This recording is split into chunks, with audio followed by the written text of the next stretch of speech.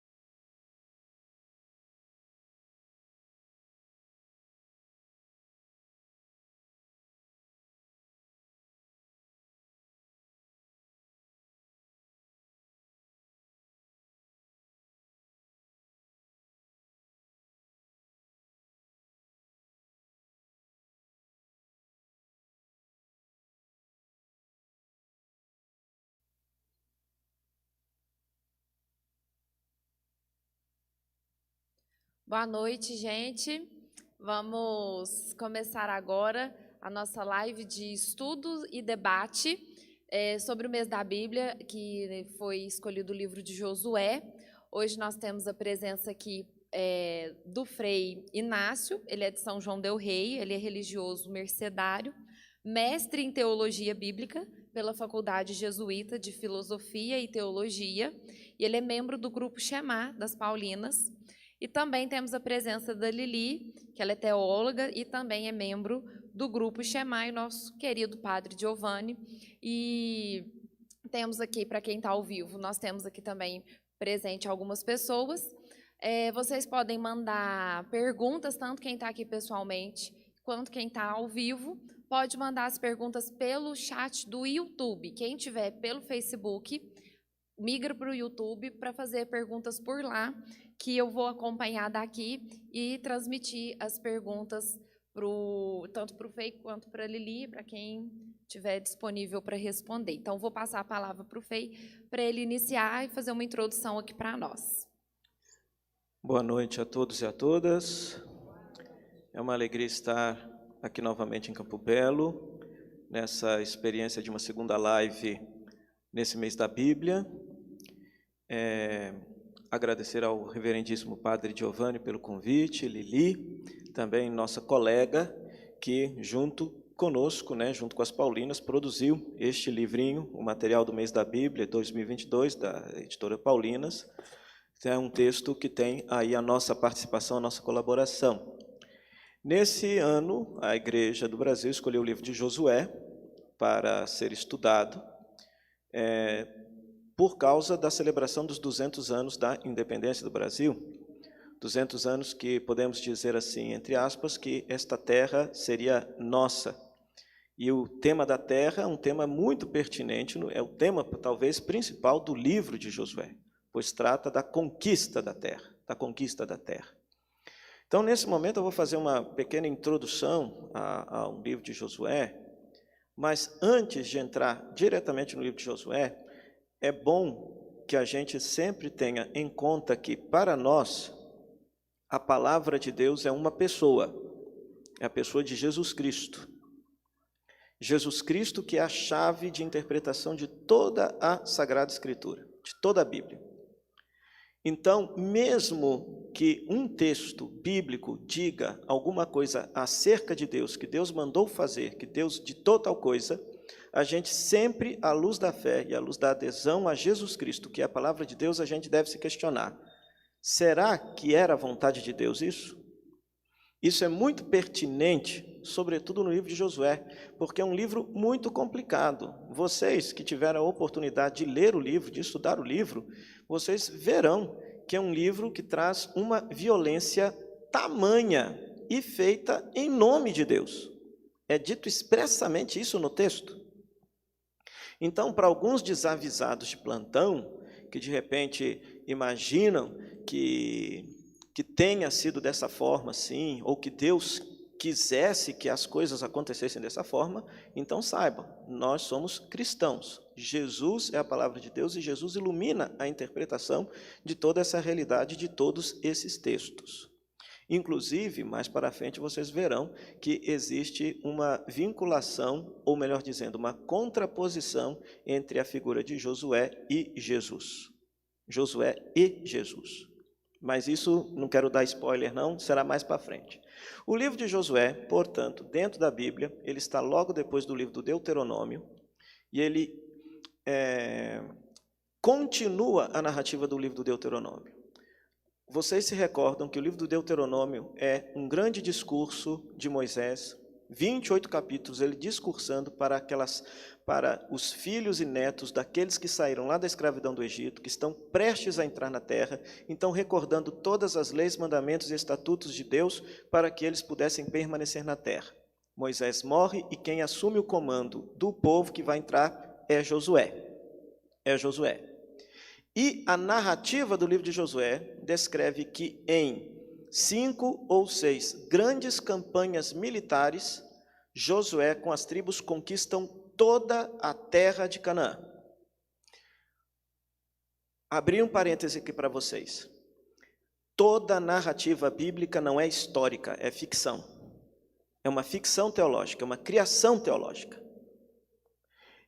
O povo de Israel, como também o povo cristão, que eram todos judeus, os primeiros, eles faziam teologia, refletiam a fé em forma de histórias criadas, com o propósito de catequizar. Por que eu digo isso? Se você ler o livro de Josué, em 5, 6 grandes campanhas, toda a terra de Israel está conquistada. Se você passa para o livro seguinte, livro de Juízes, você vai ver que não é bem assim. Inúmeras cidades, inúmeras regiões da terra de Israel, eles não deram conta de conquistar. Em outras palavras, o livro de Juízes, que vem depois de Josué, desmente Josué. Por isso que você não pode tomar ao pé da letra o que está sendo escrito. Porque a própria Bíblia desmente, ou diria assim, contradiz aquilo que está escrito no livro de Josué. Primeira coisa. E qual que é a característica desse Josué? Em primeiro lugar, todas as vitórias, todas as conquistas se devem porque ele é plenamente obediente aos estatutos e mandamentos de Deus. Na medida em que ele obedece à lei de Deus, as conquistas vão acontecendo. Na medida em que um sujeitinho lá desobedece uma lei e um estatuto dado por Deus, acontece uma derrota na batalha. Então, a finalidade do texto é mostrar que na medida em que somos fiéis às leis e mandamentos de Deus, e isso é a teologia do Deuteronômio, as vitórias acontecem. Na medida em que somos infiéis, as derrotas se sucedem. Mas isso é o quê? É teologia narrativa. Quem está por trás do texto está querendo ensinar ao leitor ouvinte a fidelidade à lei de Deus. Quando que esse livro foi escrito? Quando que esse livro foi escrito? Todos os exegetas são unânimes em dizer que a redação final foi no pós-exílio da Babilônia, século V, século IV depois de Cristo. Mas eles têm discordância quando que começou a escrita. Alguns colocam o início da escrita na época do rei Josias, um rei que governou em Judá, numa época em que existiu um vácuo de poder sobre a terra de Canaã. Nem Egito, nem Assíria, nem Babilônia exerciam influência sobre a terra de Canaã, e aí Josias saiu conquistando toda a terra de Canaã, até que o povo de Israel tivesse todo o território, que seria mais ou menos aquele território imaginado no reinado do rei Salomão. Se você pegar um mapinha bíblico, aquele mapa lá do reinado de Salomão, o reino de Israel, do tempo do rei Salomão, seria o reinado, seriam todas as terras conquistadas pelo rei Josias. E aí, nesta época, os seus cronistas, os seus escribas teriam escrito uma narrativa de conquista da terra para justificar a conquista da terra de Israel, essa conquista militar que Josias estava fazendo. Uma segunda hipótese é que todo o texto tenha surgido no pós-exílio da Babilônia. O que foi o exílio da Babilônia? Século VI a.C., Nabucodonosor chega em Judá, em Jerusalém, destrói, rebenta com tudo, rebenta com o templo de Jerusalém e deporta a elite político-religiosa. E aqui é bom a gente ter ciência de uma coisa. Na antiguidade, quando dois povos, duas nações brigavam entre si, quando havia guerra entre duas nações, imaginava-se que estava acontecendo uma guerra entre as divindades dessas nações. Entre as divindades dessas nações. De tal maneira que, quando uma nação vencia a batalha, significa que lá no céu, aquele Deus derrotou o Deus do povo vizinho. Então, na cabeça desse povo que foi exilado, a elite político-religiosa de Jerusalém, que foi exilada para a Babilônia, do ponto de vista religioso, teológico, eles imaginaram: Marduk deu uma surra em Javé, ponto. E isso já era um motivo deles perderem a fé. Por isso, é absolutamente louvável o exercício que os sacerdotes exilados tiveram de fazer para manter a fé desse povo que está lá no exílio. Lá no exílio, então, se começaria a redigir o livro de Josué, e com a finalidade de mostrar para essa elite político-religiosa que está lá exilada, que quando eles voltassem novamente para a terra, se acaso voltassem, que se eles fossem fiéis e tementes a Deus, eles jamais perderiam a terra. Porque a grande resposta desses exilados, a resposta teológica, repito, catequética, que vai estar na cabeça desse povo que foi exilado é que nós fomos exilados, Javé nos abandonou, nós levamos uma peia de Nabucodonosor e da Babilônia, porque nós praticamos a idolatria. Tem uma terceira hipótese também. Uma terceira hipótese que não está contemplada aqui no livrinho, mas é uma hipótese muito interessante. Quando acabou o exílio da Babilônia, o Império Persa era a nova potência da época, deu uma coça em Nabucodonosor, deu uma coça na Babilônia, e Ciro, que era imperador persa, ele tinha uma política estrangeira diferente. Ele queria que os povos vassalos voltassem para suas terras. Então Ciro mandou os exilados de volta para a terra de Judá, e com a missão de reconstruir o templo de Jerusalém. De tal maneira que a lei, a Torá, a lei religiosa dos sacerdotes, se tornou a lei do rei. Quem desobedecesse a Torá, o Pentateuco, podia ser preso, podia ser punido pela polícia e pelo exército. Era assim que funcionava. Isso está redigido no livro de Esdras e Neemias. E lá no livro de Neemias, salvo engano, se diz que o primeiro sumo sacerdote do novo templo de Jerusalém, adivinha qual era o nome dele? Adivinha? Josué. Josué, o nome do primeiro sumo sacerdote do templo, do novo templo de Jerusalém, era Josué. Então, quando essa elite voltou do exílio e encontrou o povo tudo praticando a sua religiosidade, o seu politeísmo, eles tiveram que novamente conquistar a terra da mesma forma como que está descrito aqui no livro de Josué, às vezes com briga, com polícia, com exército, porque agora eles estão com o apoio do império dos persas. que estão dando apoio para que eles reconquistem a terra. Então, seria uma terceira hipótese, que você não encontra em bibliografia especializada, mas a própria Escritura dá indícios que poderia ter sido também esse o pano de fundo detrás do livro de Josué. Os grandes temas do livro: a terra é dom de Deus. Nenhuma vitória e conquista da terra é atribuída a Josué. É sempre Deus que dá a terra como dom, como resposta à fidelidade de Josué às leis de Deus. Primeiro grande tema do livro. Depois, o segundo tema do livro é o exemplo de liderança, que é que o próprio Josué vai ser um Josué meio construído como se fosse um novo Moisés, muito mais do que um guerreiro, mas é como se fosse um Moisés meio guerreiro, assim, alguém que é plenamente fiel. Então, para mostrar que para as novas lideranças do povo de Israel que estarão na terra, deverão ser fiéis e tementes a Deus, como este Josué é apresentado no livro do seu mesmo nome. Um outro tema que aparece no livro de Josué, que é um tema também muito interessante, é a questão da memória das intervenções de Deus na celebração do culto.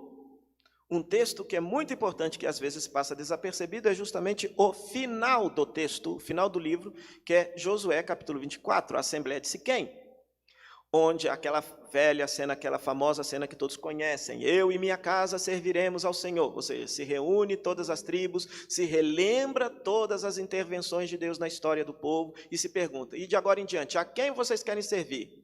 Aí todo mundo responde: eu e minha casa serviremos ao Senhor. O detalhe desse texto é que nos ensina que Israel reconta e revive a sua história na experiência de culto, na experiência da liturgia. A Bíblia é um livro de culto, é um livro de liturgia, é um livro de fé, é um livro de catequese. Portanto, não é um livro de história, como se entende história hoje no sentido moderno, mas é a história de Israel contada sob a perspectiva de fé, contada sob a perspectiva da liturgia, contada sob a perspectiva da religião. Um outro tema que perpassa o livro é essa imagem guerreira e violenta de Deus, que precisamos ter muito cuidado com essa imagem. Por quê? Porque, com certeza, o autor do texto, seja ele na época de Josias, ou seja ele no pós-exílio da Babilônia, ou já na reconquista da terra, poderíamos dizer assim, o autor ele está inspirado nas crônicas assírias. Nas crônicas assírias, o que acontecia? Se descrevia as batalhas que o império fazia, sob a pessoa do rei. O rei conquistava as terras e dedicava as conquistas à divindade do reino. Normalmente, nas crônicas assírias de batalha, é assim. O autor se inspirou nisso, redigiu, contou uma crônica de vitória e de conquista da terra, que seria o livro de Josué, mas com uma diferença: nunca a vitória é atribuída a Josué, a vitória é sempre atribuída a Deus e unicamente a Deus.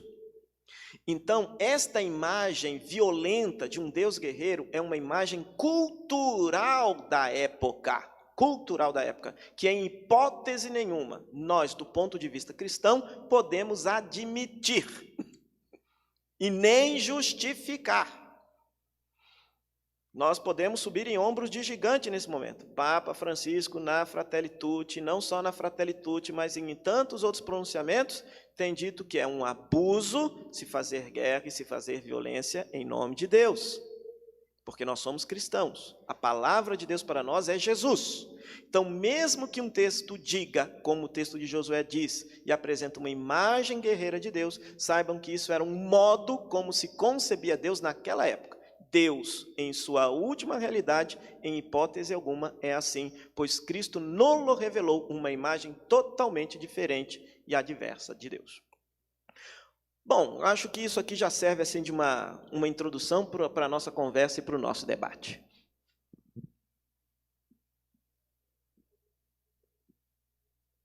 Muito obrigado, Frei Inácio, pela belíssima explanação desta introdução.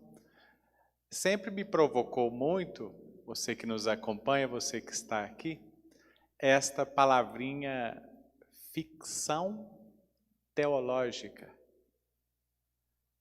O livro é uma ficção teológica. Vou deixar aqui uma provocação para nós aqui em Campo Belo.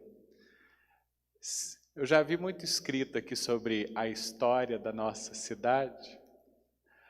Aí, quando a gente lê, aparece uma personagem que eu queria compará-la com o Josué. Essa personagem se chama Catarina Parreira. É tão interessante, Frei Inácio, que aqui em Campo Belo fala que ela fez a igreja, contratou o artista, ela ocupa uma grande fazenda, ela tinha muitos escravos. É como se ela chegasse numa terra de ninguém. Primeiro aqui tinham já índios. Na época do Josué tinha uns cananeus lá, né? Aqui ela chega e começa com outros fazendeiros a tomar posse, como se não houvesse ninguém na terra. Se pegarmos o relato histórico mesmo, dos documentos, primeiro a matriz já estava sendo construída antes dela. E o Francisco Gorgônio é bem posterior à data que ela morreu. Então, o sinal, ela nem construiu a igreja, muito menos pediu para fazer as imagens. Ela está ali como uma doadora, uma fazendeira, vivendo a sua conquista, os seus escravos, a sua fazenda. Mas quando a gente pega para contar a história de um lugar, a gente começa assim, e se hoje nós formos escrever o livro de Catarina Parreira? Imagina aqui que nós colocaríamos, Campo Belo será feliz se seguir o Deus que Catarina Parreira tinha, porque ela pediu para ser sepultada dentro da matriz. E esse Deus que deu para ela a fazenda, esse Deus que guiou ela para cá, escolheu o lugar para ela, esteve com ela até o final da vida e consta que ela recebeu os últimos sacramentos e foi sepultada no adro da velha matriz. Acabei de fazer um relato que a gente fala assim, eu conheci Catarina Parreira? Não. Mas quando a gente começa a falar da conquista desse lugar, nós idealizamos alguém e construímos uma história sobre como ela ocupou esse lugar. Agora imagina comigo, Frei Inácio, se os índios pudessem contar a história de Campo Belo, seria bem diferente, não?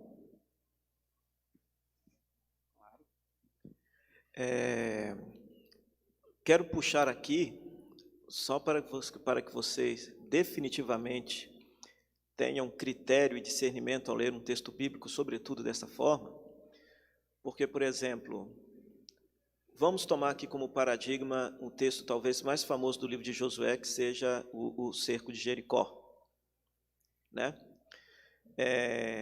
Repito, se trata de uma ficção teológica. Hoje nós não podemos mais ler a Bíblia só com a Bíblia. Nós temos a ajuda da história, nós temos a ajuda da arqueologia, e hoje os arqueólogos bíblicos, em sua imensa maioria, eles acharam a cidade de Jericó. Hoje nós sabemos onde que fica a cidade de Jericó, lá em Israel. E, de fato, houve uma grande batalha, houve conquista, tem resquícios de guerra, de carvão. As muralhas, alguns até levantavam essa suspeita. Não pode ter isso, porque, por exemplo, se diz que a casa de Raabe ficava sob a muralha. E se a muralha caiu, como é que a casa ficou em cima ainda? Porque o texto diz que a casa ficou em cima, porque, na verdade, eram duas muralhas em Jericó. Tinha uma muralha externa e uma muralha interna. Isso tudo a arqueologia evidenciou, a arqueologia bíblica. Só que tem um problema. A destruição da cidade de Jericó, segundo os arqueólogos, se deu pelo menos 200 antes das tribos chegarem lá. Quando as tribos chegaram, Jericó já estava destruída. Já estava destruída. Quem escreve o texto sabe disso. Mas sabe que no imaginário popular do povo de Israel, sabe o que significava a cidade de Jericó? Era uma das cidades mais difíceis de serem conquistadas por causa das duas muralhas, e mesmo assim não foi as muralhas por inteiro que caíram, foi parte das muralhas. A arqueologia evidencia, é parte das muralhas que caíram, de dentro para fora. Parece que aconteceu um terremoto, alguma coisa assim, etc. E que alguém aproveitou disso aí, invadiu e fez o quebra-pau lá. Mas, segundo os arqueólogos, não foi o povo de Israel, porque o povo de Israel só chegou lá, segundo a própria cronologia bíblica, uns 200 anos depois da cidade de Jericó destruída. Depois da cidade de Jericó destruída. E outra coisa também, o nome disso se chama hermenêutica decolonial. Quem escreve a história é sempre escrita por quem venceu, mas nós precisamos aprender também a ler a história da parte de quem perdeu. Se você lê esse relato de Jericó e das outras cidades, se diz que o Deus de Israel manda passar a fio de espada todo mundo que está na cidade. Por quê? Porque são idólatras, adoram os deuses cananeus. E Israel não pode ter contato com a idolatria. Pergunto, que culpa os filhos, as crianças dessas cidades têm dos seus pais adorarem outros deuses? Os animais. Percebe? Então, fazer esse tipo de pergunta é ter um olhar crítico sobre a Escritura. Ter um olhar crítico sobre a Escritura. Né? Do ponto de vista histórico, isso aqui é apenas uma pincelada para que você depois possa pesquisar. Hoje já se sabe que provavelmente a maior parte das tribos de Israel nunca saiu das terras de Canaã. Foi um pequeno grupo de escravos que saiu da escravidão lá do Egito, chegou e levando uma experiência religiosa, se misturou com essas tribos que sempre estavam lá e que por conta de um vácuo de poder, gradativamente elas foram tomando conta da terra. Só que do ponto de vista da catequese dos sacerdotes judeus que escrevem essa história, descrevem essa história em forma de uma epopeia, em forma de uma grande conquista, Boa noite, Frei. Boa noite, vocês que estão aqui presentes, Padre Giovanni. Aproveitando aí, falando do cerco a Jericó, esse cerco, ele é narrado como uma grande liturgia, né? E ainda hoje, a gente ainda celebra cerco a Jericó nas nossas paróquias. Eu queria que o senhor comentasse para a gente semelhanças, diferenças, objetivos do cerco a Jericó narrado no livro de Josué e o cerco de Jericó que acontece nas nossas paróquias. E, além disso, eu queria aproveitar, o senhor citou uma pessoa muito importante, que é a Raabe. Queria que o senhor falasse um pouquinho sobre Raabe, porque a gente vê esse nome no versículo 5 do primeiro capítulo do Evangelho de Mateus. A ligação que Mateus faz aí na genealogia de Jesus com a Raabe lá atrás do cerco a Jericó. Então, vamos lá. Hoje, do ponto de vista histórico e arqueológico, então, conforme eu dizia antes, os arqueólogos bíblicos, em sua imensa maioria, defendem que quando Israel, as tribos, chegam em Jericó, Jericó já está conquistada. Mas nós temos esse texto aqui. Então, o que é esse texto? Se você ler com bastante atenção, se o texto propõe descrever um relato de uma guerra de conquista, então há alguns detalhes muito estranhos. Suponhamos que... Fala uma cidade vizinha aqui. Cana Verde. Suponhamos que Campo Belo entre em guerra com Cana Verde. Tá bom? Entre em guerra. E aqui se decide, nós vamos conquistar Cana Verde. Né? Bom, é guerra. Por acaso vocês colocariam o Padre Giovanni com o Santíssimo Sacramento na frente da batalha? ou botaria, sei lá, o santo padroeiro de Campo Belo, os padres, tudo aqui da cidade, com a imagem do santo dando... fariam isso? Pois é exatamente isso que acontece no texto. São sacerdotes carregando a arca, dando as voltas na frente. É só pensar um pouquinho, se isso de fato acontecesse, você não acha que os arqueiros, o povo que estava lá no alto das muralhas, já não ia alvejar esse povo tudo lá de cima? Então, no fundo, esse texto, ele retrata uma liturgia de celebração de conquista. Era a forma como Israel celebrava as conquistas da terra. As conquistas da terra. E era dessa forma, circulando em torno de um lugar que simbolizava a terra conquistada, com a Arca da Aliança, que era o símbolo mais sagrado para as tribos de Israel. Eles não tinham templo, né? Então o objeto mais sagrado era a Arca da Aliança. Então, como forma de atribuir a Deus a vitória daquela conquista. A vitória daquela conquista, né?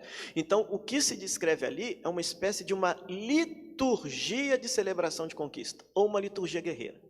E é interessante que eles entram na cidade com a ajuda desta mulher, Raabe, que ao trair a cidade e favorecer a entrada das tribos dentro da cidade, ela passa a professar a fé de Israel e ela é salva, é a única que escapole da matança ali daquela cidade.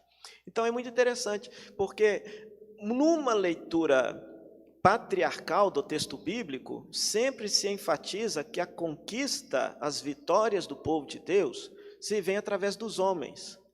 Mas os autores, olha os indícios aí, sempre deixam escapulir a participação mais que especial das mulheres. Sem a intervenção definitiva de algumas mulheres, nada daquilo que haveria de suceder na narrativa bíblica sucede. Por exemplo, não haveria libertação da escravidão do faraó se não tivesse Cifra e a outra, como é que é? É a Cefra e Fua, as parteiras que se recusaram a desobedecer o faraó e deixar nascer os filhos dos hebreus. Mulheres. Não teria conquista de Jericó se não houvesse a participação de uma mulher. A participação de uma mulher. E, como bem lembrou a Lili, esta mulher aparece lá na genealogia de Jesus, no Evangelho de Mateus. Quando Mateus escreve a sua genealogia, ele está debatendo com uma comunidade que não acredita que Jesus seja o Messias, uma comunidade que, por exemplo, está dizendo, como é que vocês falam que esse crucificado aí pode ser o Messias, o Filho de Deus, o Filho de Davi, o Rei esperado pelo povo de Israel, se nós não sabemos nem quem é o pai? Porque todo mundo sabe quem é a mãe, mas e o pai de Jesus? Nós, do ponto de vista da fé, sabemos, o pai é Deus, é obra do Espírito Santo. Então, para combater o argumento dos adversários, o que Mateus faz? Mateus coloca na genealogia de Jesus figuras que não seriam figuras de boa índole moral para o próprio povo de Israel. No caso das mulheres, colocam sempre mulheres que têm algum probleminha no âmbito da sexualidade. Raabe, diz o texto, que era prostituta. Se fala de Tamar, que teve de se fingir de prostituta para ter um filho com Jacó, que era um filho de direito dela, que Jacó não queria ter. Se cita Bersabeia, que foi aquela que Davi cometeu o pecado. Se tem Ruth, que é a única exceção do ponto de vista da sexualidade, mas é uma estrangeira, e o povo de Israel detestava os estrangeiros. Ruth, a avó do rei Davi, era uma estrangeira e aparece na genealogia de Jesus. E, por fim, uma mulher toda especial que também foge à regra, Maria. Então, é interessante que elas são colocadas assim como mulheres que têm uma parte que, digamos assim, não condizem com a moral esperada dos judeus, mas que por meio delas Deus age e faz com que a sua salvação possa acontecer no meio do seu povo. Eu vou só reforçar o recado aqui, porque algumas pessoas aqui na igreja chegaram depois que eu falei, e chegou muita gente aqui no YouTube, no Facebook, inclusive boa noite para todo mundo, muita gente de fora, muita gente de Oliveira, de Candeias, tem gente Tinha mais cidades, agora eu não achei o comentário, mas enfim. Itaguara, verdade. Obrigada. Quem tiver perguntas, quem tiver ao vivo no Facebook, faz a pergunta, por favor, no chat do YouTube. Eu já coloquei nos comentários o link. Quem tiver aqui no YouTube pode fazer pergunta também, que eu passo aqui para o Frei. E quem tiver aqui na igreja pode passar a pergunta para a Lenira, que ela encaminha para mim e a gente passa as perguntas aqui. Vamos dar continuidade. Muito obrigada, Frei. Gostei do elogio às mulheres. Gostei, né? Eu queria perguntar mais um detalhe ainda a respeito aí dessa chegada do pessoal, a chegada deles na terra quando eles atravessam o Jordão. No nosso livro, na contracapa, nós temos um mapa e tem um pontilhado vermelho. E esse pontilhado vermelho, ele atravessa para o outro lado. A gente vê que ele atravessa para o outro lado. O pessoal chega pela Transjordânia. Eles já atravessaram o mar lá atrás e agora eles ainda atravessam o Jordão. Eles fazem essa travessia do Jordão. No Evangelho, esse lugar, ele é descrito para nós como sendo o lugar de João Batista batizava. João Batista, nós vamos ver que ele fazia o batismo de conversão, que não é o batismo que nós fazemos, que os cristãos, os primeiros cristãos, em Atos dos Apóstolos, faziam batismo, batizavam em nome do Pai, do Filho e do Espírito Santo, que a partir daí veio esse batismo nosso, que é um rito de iniciação. Como iniciação cristã, o batismo. E João Batista batizava nesse lugar aqui. E aí nós vamos ter algumas ligações. João Batista fazia um batismo de conversão, as pessoas tinham que ir do outro lado do Jordão, ser batizado por João Batista, depois atravessar novamente o Jordão, entrar novamente na terra prometida, convertido. Jesus fez esse caminho. Jesus atravessou o Jordão para ser batizado por João Batista. Então, eu gostaria que o senhor partisse dessa ligação aí de Josué com Jesus, dessa conversão, desse atravessar o rio. Não estou te apertando, não. Está apertando, sim. Mas é um aperto bom. O que eu vou dizer aqui, provavelmente vai desconstruir alguma coisa na cabeça das pessoas, mas é bom que seja assim, para que vocês depois possam pesquisar. João Batista é considerado, atualmente na exegese bíblica, como um profeta apocalíptico. O que é um profeta apocalíptico? É um profeta que anunciava o fim dos tempos. Fim dos tempos não é o fim do mundo, não. Fim dos tempos seria a intervenção definitiva de Deus na história de Israel, redimindo e salvando seu povo. Então entenda que para o povo de Deus, para o povo de Israel, salvação significa eles ficarem bem, quietos e felizes lá na terra deles, que Deus lhes prometeu. Esse era o pensamento majoritário no século I da nossa era. Essa ideia que nós temos hoje de salvação como vida eterna, vida pós-morte, isso é uma construção posterior da fé da igreja. O povo de Israel não pensava a rigor dessa forma. Ou seja, a escatologia é intramundo, o reino de Deus acontece na história de Israel, Israel vive bem na sua terra e a partir da terra de Israel, Deus reina em toda a sua criação. Então essa seria a cabeça de João Batista. Jesus foi batizado por João Batista. Significa que, do ponto de vista histórico, Jesus assumiu também a mesma mentalidade. Não é à toa que a expressão reino de Deus aparece no mínimo 66 vezes na boca de Jesus nos evangelhos. O problema é que quando a gente escuta reino de Deus, a gente logo associa a céu. Mas não, a rigor é o mesmo reino que João Batista está pregando. E aí, nós temos no Evangelho a narrativa do motivo da morte de João Batista, que é toda aquela cena lá do casamento, que ele denuncia o Herodes ter casado com a mulher do irmão, etc. Mas nós temos uma fonte extrabíblica, que é Flávio Joséfo, um historiador judeu no século I, onde no seu livro Antiguidades Judaicas ele afirma que Herodes mandou matar João Batista justamente pelo significado do batismo.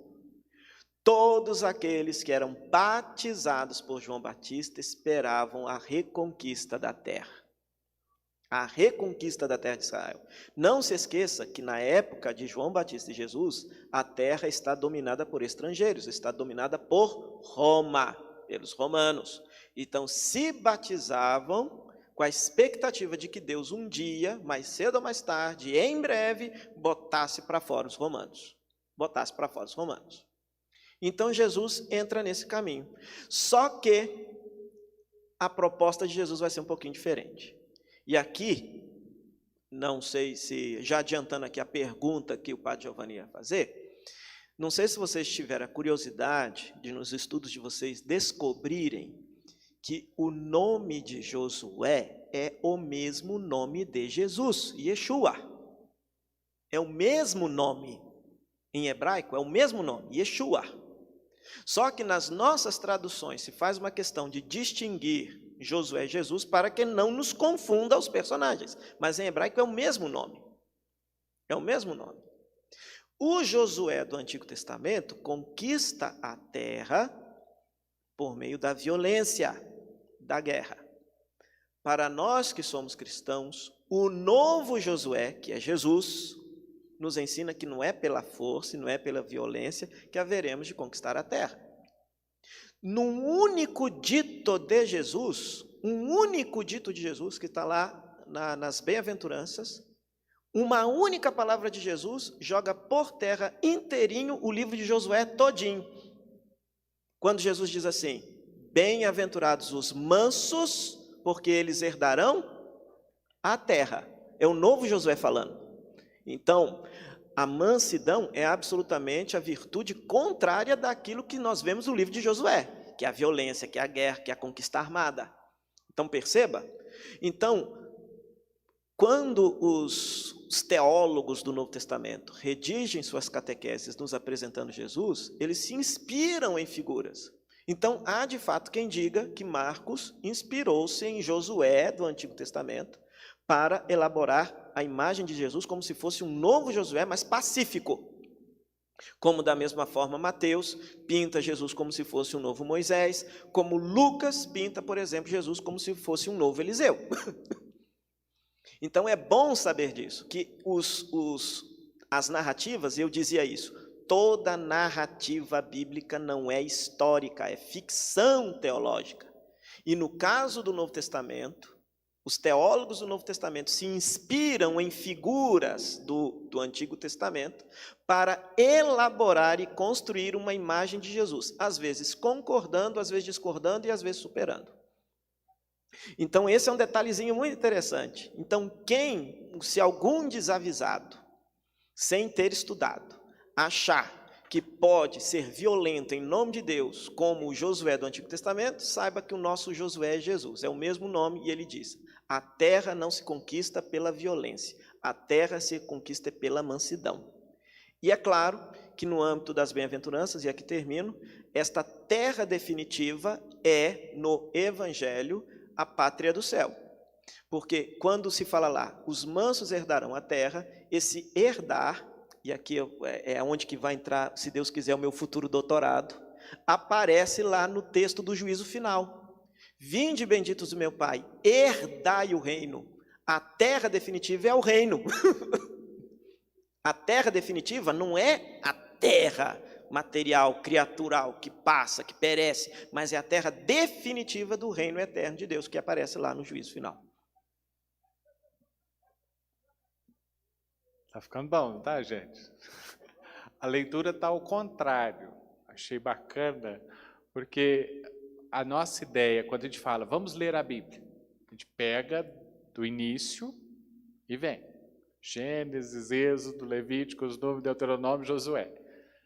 Frei está nos ensinando ao contrário. Pega bem o Evangelho. Mergulha ali. Entende quem é Jesus. Agora vamos entender, o nome Jesus já apareceu antes lá no Antigo Testamento? Está nos ensinando, Josué. O nome já apareceu. Tem alguma terra que o povo quer, igual esse reino do céu que Jesus está falando tanto? Tem uma terra prometida lá atrás, que o povo está lá discutindo essa terra prometida. Tem uma descendência muito grande também, aí o novo povo de Deus, 12 apóstolos, tem alguma coisa a ver, né? Tem 12 apóstolos nessa história. A gente vai vendo como que essa história sagrada, ela tem uma visão maior e ela tem um conjunto tão bem feito, trazendo uma mensagem. Qual é a mensagem, Frei? A mensagem, a meu ver, seria o seguinte: quem escreve o Novo Testamento entende Jesus como a palavra definitiva de Deus. E aí, para além da Escritura, seria a patrística que vai entender o Antigo Testamento como uma abertura, um pré-anúncio, algo que está escondido, mas que tem sua plena revelação na pessoa de Jesus Cristo. Na pessoa de Jesus Cristo. Por isso que Jesus, enquanto novo Josué, vai corrigir coisas que estão lá no Antigo Testamento, que estavam cristalizadas no seu povo, mas que agora para o novo povo de Deus, que somos nós, não valem mais. Lembra? Mateus, foi dito que era assim, eu, porém, vos digo. É uma autoridade de uma palavra nova, porque ele é a palavra de Deus. E além disso, eu diria também que o pensamento de Israel, sem querer assim, ser jocoso com essa expressão, mas a esperança de Israel era uma esperança um tanto quanto materialista. Ao passo que Jesus, a palavra divina de Deus encarnada, nos joga para uma realidade, sem desmerecer a realidade material, mas nos joga para uma realidade espiritual, uma realidade mais plena, né? Então, eu entendo e compreendo desta forma, que já aparece de certa maneira no Novo Testamento, Jesus como aquele que é a palavra definitiva de Deus, que revela verdadeiramente o rosto de Deus e que nos mostra que a salvação definitiva, sem desmerecer a necessidade de estarmos bem nesse mundo, mas que a realidade definitiva de salvação não acontece aqui, mas se acontece no reino definitivo, nessa terra prometida que é o céu. E quem faz isso de um modo muito magistral, queridos, por incrível que pareça, é o Evangelho de João. É o Evangelho de João que faz essa leitura. Por exemplo, recordem, o povo está atravessando o deserto. Deus precisa mandar o maná para esse povo chegar até a terra prometida. Quando eles entram na terra prometida, não se manda mais o maná, porque eles já estão na terra, conquistaram a terra, agora eles plantam e cultivam a terra, ok? João não apresenta que Jesus não é o verdadeiro pão descido do céu. Esse é o deserto da vida. No momento da nossa morte se dá a Páscoa e a entrada na terra definitiva, que é a pátria do céu. Né? O Evangelho de João, mais do que os outros, mostra essa realidade completa e plena de uma salvação que não é material, mas que é uma realidade espiritual. Temos perguntas. Opa! Aqui, na verdade, são dois comentários que é para o senhor comentar. O primeiro é, quando se fala sobre mulheres bíblicas, cheguei a ler a Bíblia messiânica judaica. A origem do Estado de Israel foi criado a partir de iniciais de nomes de mulheres. Depois eu precisaria pesquisar sobre isso, porque desta informação eu não saberia dizer. O que eu posso dizer é que, às vezes, nós fazemos uma leitura muito estereotipada das mulheres bíblicas. É fato que, do ponto de vista social e econômico, naquele contexto patriarcal, as mulheres eram propriedade dos homens, propriedade dos maridos. Mas o que muitas vezes não se fala é que para ser judeu tem que ser filho de um ventre judio. É a mulher que confere a identidade judaica, não é o homem. Se um estrangeiro se casa com uma judia, o filho que nasce é judeu. Exato, exato. Entende? No período bíblico. Então, por isso que talvez os autores sagrados deixam transparecer a importância das mulheres na Bíblia. Porque, querendo ou não, a permanência, a criação de descendência do povo de Deus depende impreterivelmente de passar pelas mulheres bíblicas. E para o senhor comentar, no segundo parágrafo da página 56 do livro, fala sobre a lei da consagração, a destruição, lei do extermínio. Exato. Então, o que é? Essa lei do extermínio, essa lei da consagração, ela tinha duas finalidades. A primeira finalidade era combater a idolatria.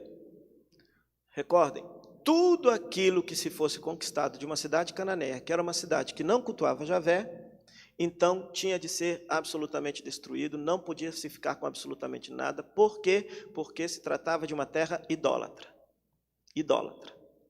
Ok? O segundo motivo era que, para evitar a ganância dos conquistadores. Então, o ouro, a prata, os bens de valor que eram conquistados eram levados para o templo da divindade, mas todo o resto do botim, ou seja, das casas saqueadas, etc., os soldados não poderiam usufruir disso daí, com a finalidade de não lhes instigar a ganância. Nós sabemos que no âmbito da guerra acontecem muitas atrocidades. Basta ver os relatos aí, por exemplo, do que os soldados russos estão fazendo lá, invadindo lá a Ucrânia, lá, os relatos das mulheres, das famílias, etc. Então, a lei do herém, a lei da consagração, tinha essa dupla finalidade. A primeira, evitar a ganância dos soldados ao conquistarem as cidades. E segundo, a questão teológica de que tudo aquilo de uma cidade conquistada que é idólatra, que não cultua Javé, não deve pertencer a ninguém. Né? Então, se recordem, o texto sempre tem que ser lido dentro do seu devido contexto. Naquela época, todos os impérios babilônicos, assírio, Egito, faziam esse tipo de coisa.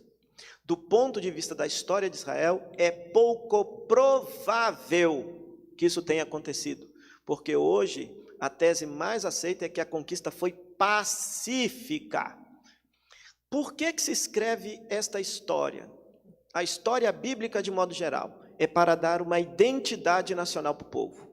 Então, se recordem, quem está escrevendo, em última instância, são os sacerdotes do Templo de Jerusalém, que estão voltando do exílio, que agora tem que dar uma identidade para o povo que ficou na terra. Então se conta uma história fascinante, como se Israel tivesse esse poderio bélico tamanho. Não, nunca teve. E como que a gente sabe disso? Porque hoje a gente tem acesso às crônicas das outras nações.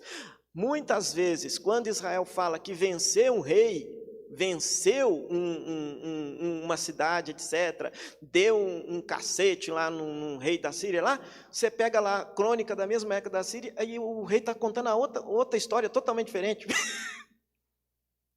Outra história, contradizendo. Nós temos acesso. Então, por isso aqui fica uma instigação, tá? Uma cutucada. No caso da história de Israel, é muito interessante que vocês tenham acesso a livros de arqueologia bíblica. E aqui eu posso sugerir um título que é muito moderado, um título que é muito interessante, um livro que se chama Para Além da Bíblia, do padre Mário Liverani. Padre Mário Liverani, editora Paulus. Ele traz o texto bíblico e traz várias informações arqueológicas sobre esses contextos bíblicos e aquilo que provavelmente tem acontecido. Então, hoje se aceita que toda essa conquista militar não houve. Até mesmo porque, conforme eu disse, o livro de Juízes depois desmente. A própria Bíblia desmente. Ok? Eu posso te interromper, porque tem uma Pode. pergunta justamente aqui de pedido de sugestão. A Tamira está pedindo, boa noite, Frei. Poderia sugerir obras confiáveis para uma boa hermenêutica bíblica, em vista de tantas leituras fundamentalistas que obscurecem o verdadeiro sentido bíblico? Essa daí é estudiosa, porque usou o termo fundamentalista, significa que estuda a Bíblia. Foi perfeito. Então, Para Além da Bíblia, Padre Mário Liverani, editora Paulus. Um texto também muito interessante, denso, e o título é muito sugestivo, chamado A Bíblia Não Tinha Razão, de um arqueólogo chamado Israel Finkelstein. Basta colocar o título, A Bíblia Não Tinha Razão. A editora não me recordo. Não me recordo. É um título também muito interessante. Muito interessante. Parece que a tradução dele em português foi justamente para combater um livro mais antigo de uma escola maximalista da arqueologia bíblica, um livro que foi lançado com o título A Bíblia Tinha Razão. Deixa eu só fazer uma distinção aqui. Na arqueologia bíblica nós temos duas correntes, a escola maximalista e a escola minimalista. A escola maximalista considera o texto bíblico como plenamente confiável e vai escavar as terras bíblicas com a finalidade de provar o texto bíblico. A escola minimalista, por sua vez, ela não dá crédito ao que está narrado biblicamente, mas ao escavar, tenta recontar a história de Israel. Por isso que eu sugiro o livro do Padre Mário Liverani, Para Além da Bíblia, porque não é nem minimalista e nem maximalista. Fica mais ou menos assim no meio termo. Aquilo que a arqueologia consegue provar que é verdade bíblica, porque tem muita coisa, personagens, lugares bíblicos, que de fato são históricos, existiram.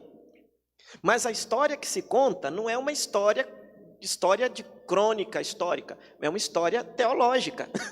É uma história teológica. Vou dar um exemplozinho aqui, só para instigar vocês, porque tem a ver aqui com o tema. O livro de Josué, sendo escrito no pós-exílio da Babilônia, então no pós-exílio significa o seguinte, que quem está escrevendo o texto, ou terminando de redigir o texto, é alguém amando dos persas que mandou voltar esse povo exilado para a terra. Na Bíblia a gente lê lá, Ciro, rei de toda a terra, em nome de Javé, Deus dos exércitos, mandou o povo de volta para a terra para construir o templo de Javé. Está lá no livro de Neemias. Um desavisado lê assim e pensa, nossa, Ciro se converteu ao Deus de Israel. Conversa! Lá nas crônicas dele, lá, todos os povos ele mandou para suas terras em nome de suas divindades. Em nome do Deus Osíris, eu mando os egípcios de volta para a terra. Em nome de Marduk, eu mando os babilônicos. Ou seja, ele não se converteu coisíssima nenhuma. Foi uma política estratégica dele, de conquistar os povos vassalos, os exilados, convencer os exilados a voltarem para a terra, falando em nome das divindades que eles acreditavam. Só isso. Como é que a gente sabe disso? Porque nós temos os outros textos. Nós temos os textos paralelos aí. A arqueologia tem esses registros. Então, por isso que, sobretudo, no que diz respeito ao Antigo Testamento, é muito importante não ficar só com o texto bíblico, mas ficar também com as fontes extra-bíblicas, as crônicas de Babilônia, Assíria, Egito. O que eles contam sobre esta época que é narrada aqui do povo de Israel? Frei Inácio. Britânicos. Vamos lá. Só mais um detalhe. Nós fizemos um grupo de estudo. Nós estamos reunindo, estudando o livro de Josué.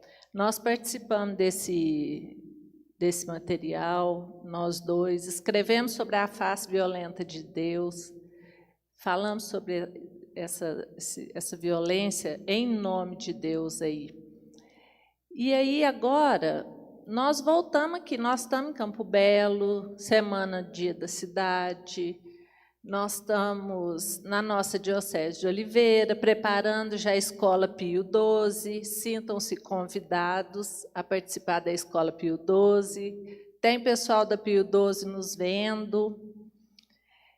O que a gente aprende com o livro de Josué, que a gente traz para a nossa vivência aqui, para a nossa paróquia, para a nossa Escola Pio XII, que a gente aproveita no nosso 2022, nessa liderança de Josué, nesse modelo aí de Jesus, que é o bom pastor, que é um líder diferente. Como que nós vamos vivenciar isso aqui? Bom, então vamos lá. O livro de Josué ensina que a terra é dom de Deus. Nós não somos donos da terra. Nós temos a pretensão de ser o centro do mundo, mas nós não somos. Essa antropologia que coloca o ser humano acima de tudo, em cima da criação, ela precisa ser revista. O ser humano é parte da criação. Um famoso teólogo dizia, e o texto bíblico diz isso, nós somos terra, fomos tirados da terra. Somos terra que anda, que pensa, que louva, que tem consciência, mas somos terra. Nós não somos destino da criação. Então, considerar a terra como dom significa, do ponto de vista hoje para nós, que a gente precisa cuidar um pouco mais da nossa casa comum. E isso o Papa Francisco tem tanto nos exortado. A casa comum já está reclamando a forma como que nós temos tratado a terra, através da exploração, do consumismo, da nossa ganância, da forma como que a gente se porta. Então, primeira coisa, a terra é dom, não é nossa. Que terra que a gente vai deixar para os que virão depois? Segunda coisa, a necessidade de termos líderes tementes a Deus. E um líder temente a Deus não significa que é um líder que tem Deus sempre na boca, não. Porque o que hoje mais tem é líder, político, deputado, seja lá o que for, que fala de Deus, mas que Deus não transparece na vida. As atitudes mostram justamente o contrário. Então, isso a gente precisa ter muito cuidado, porque no mundo de hoje a gente acredita nas aparências. A gente acredita até na aparência de um padre fake, que nem esse padre que não é nem católico nem ortodoxo. Nenhuma das igrejas reconhece ele. De onde que surgiu? E o povo está aplaudindo doido. Porque qualquer um pode se vestir de padre e se apresentar como padre. E a gente acredita na aparência.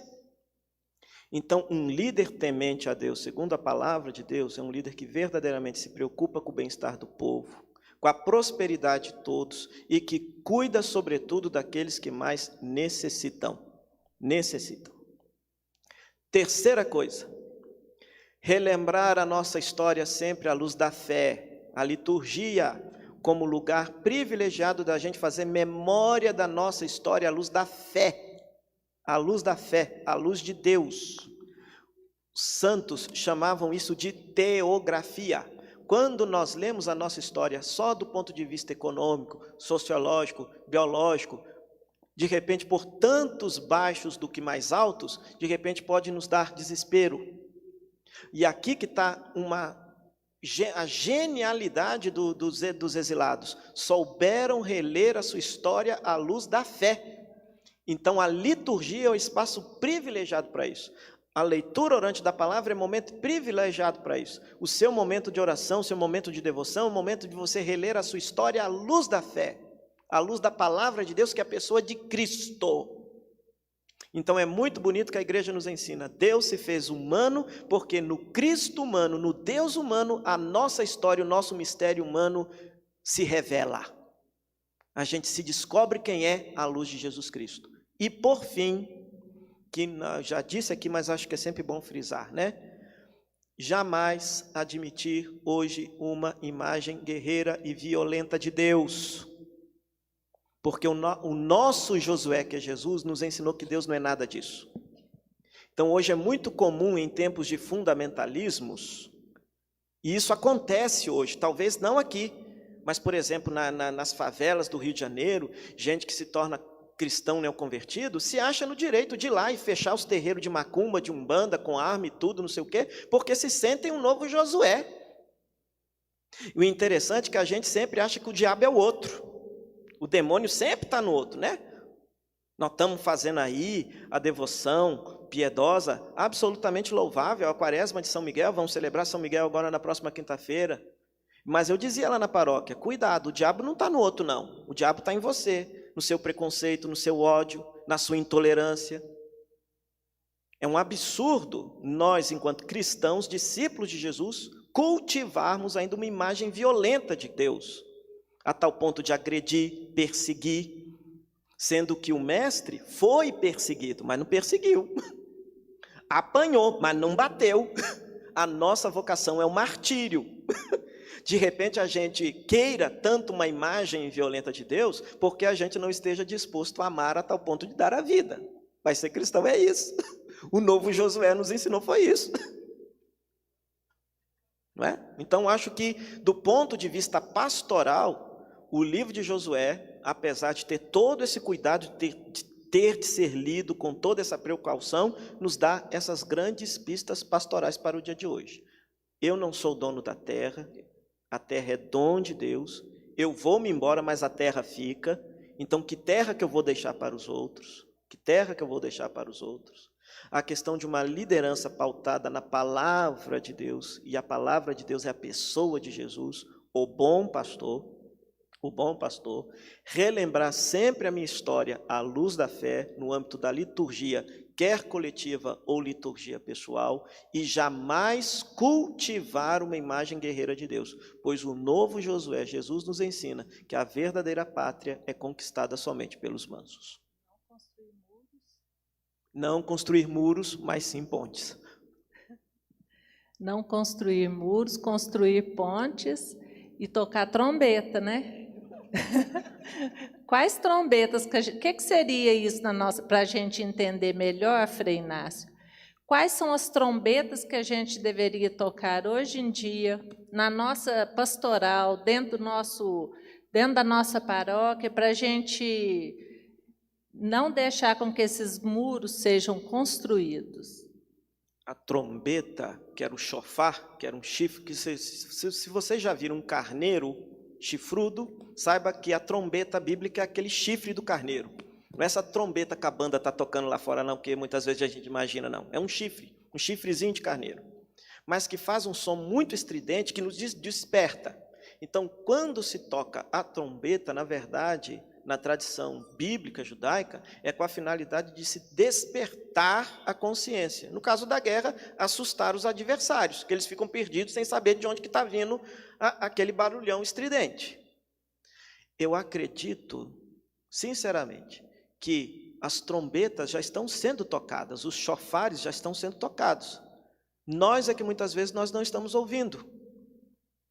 Que trombetas são essas? São as vozes proféticas que estão por aí, dentro da igreja, que muitas vezes tentam ser silenciadas. É um Dom Vicente Ferreira, da Arquidiocese de Belo Horizonte, por exemplo. É um Padre Júlio Lancelotti. Todos esses que olham com muito amor e carinho pelas vítimas, sem negar a fé da igreja, sem negar a doutrina da igreja, porque hoje em dia, como nós vivemos numa bagunça, que é a sociedade pós-moderna, todo mundo quer segurança, então acha que a segurança é a moral rígida e estrita da igreja, sem se dar conta que essa mesma moral da igreja pode muitas vezes ferir, machucar as pessoas, fazer as pessoas vítimas. E Jesus nunca olhou para a moral das pessoas, Jesus olhava para as vítimas, sem perguntar se era culpa ou responsabilidade delas estarem naquela situação, mas tinha compaixão e misericórdia e cuidava. Então, essas trombetas, esses profetas que estão por aí e que de repente estão presentes aqui na comunidade, essas trombetas é que precisam ser ouvidas. E nós precisamos ser essa voz, de ensinar para aqueles que se dizem cristãos, que o que determina de fato a nossa prática cristã, o nosso seguimento a Cristo, é a compaixão e a misericórdia pelos que sofrem.